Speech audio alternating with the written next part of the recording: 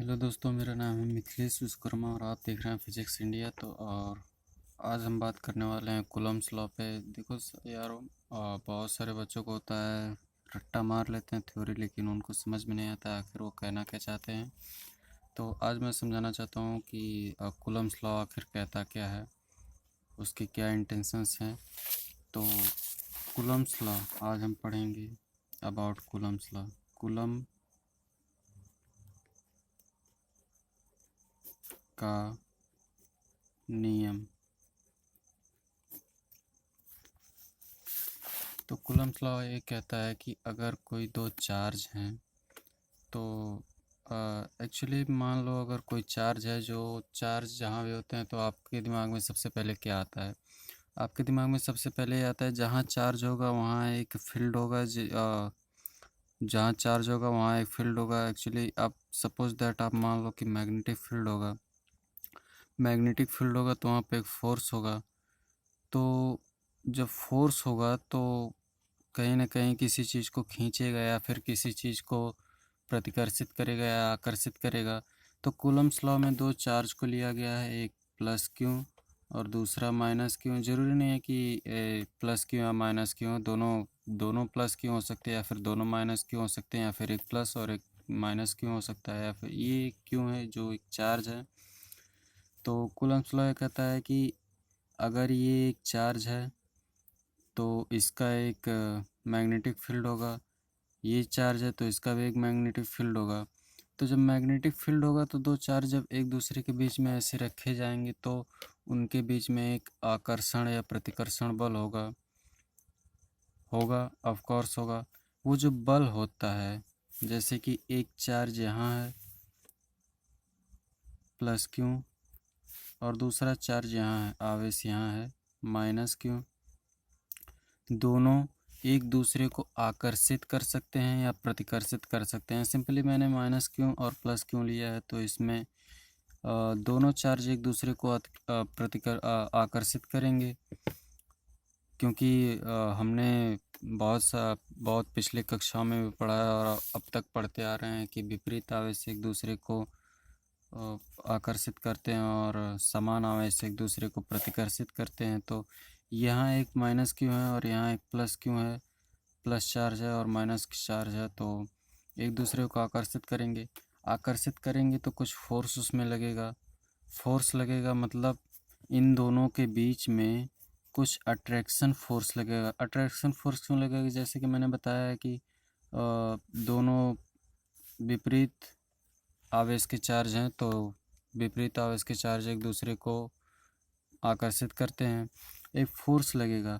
तो Coulomb's law ये कहता है कि इन दो आवेशों के बीच जो फोर्स लगता है, चाहे वो आकर्षण फोर्स हो, जो बल लगता है वो चाहे आकर्षण बल हो या प्रतिकर्षण बल हो, वो ये बल को F से प्रदर्शित करते हैं या फोर्स को F से डिनोट करते हैं।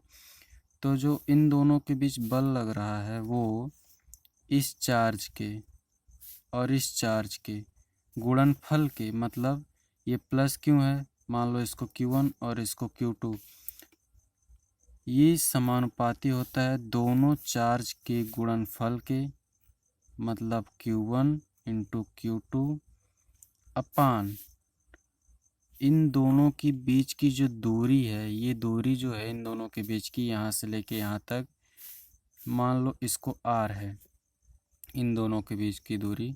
तो ये जो दूरी है R, इसके वर्ग के समानुपाती होता है, यानी प्रोपोर्शनली होता है, डायरेक्टली प्रोपोर्शनल होता है। फिर से देख रहा हूँ, मैं बता रहा हूँ।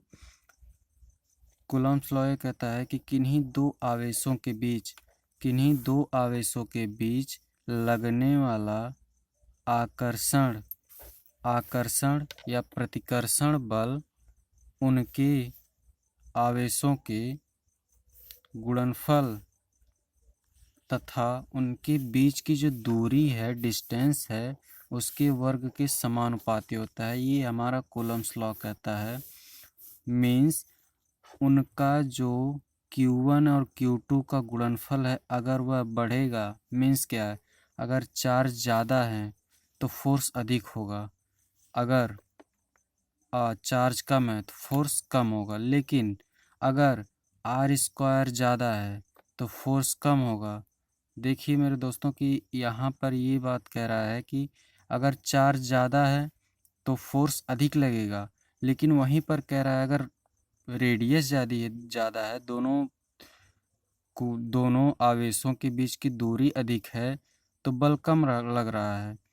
मतलब अगर बल जितना या दो आवेशों के बीच जितना दूरी बढ़ाएंगे, बल उतना ही घटता जाएगा, उतना ही बल कम होता जाएगा।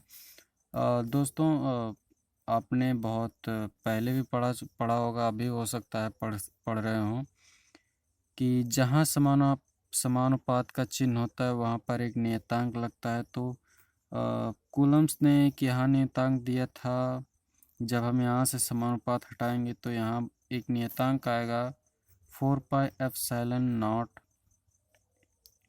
ये एक नियतांक है। और Q1 इंटू Q2 जो दोनों आवेश का गुणनफल है, और आर स्क्वायर जो दोनों आवेशों के बीच की दूरी है। यहाँ से समानुपात हटाए तो एक नियतांक लग गया। अच्छा दोस्तों, ये इस 4πε1/4πε का मान होता है, ε0 का मान होता है 9 इंटू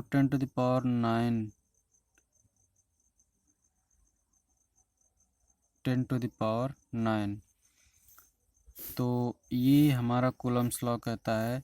सिंपली हम कूलम्स लॉ को लिख सकते हैं कि 1/4πε0 की जगह पे हम लिख सकते हैं 9 into 10⁹9 Q1 into Q2 upon r square.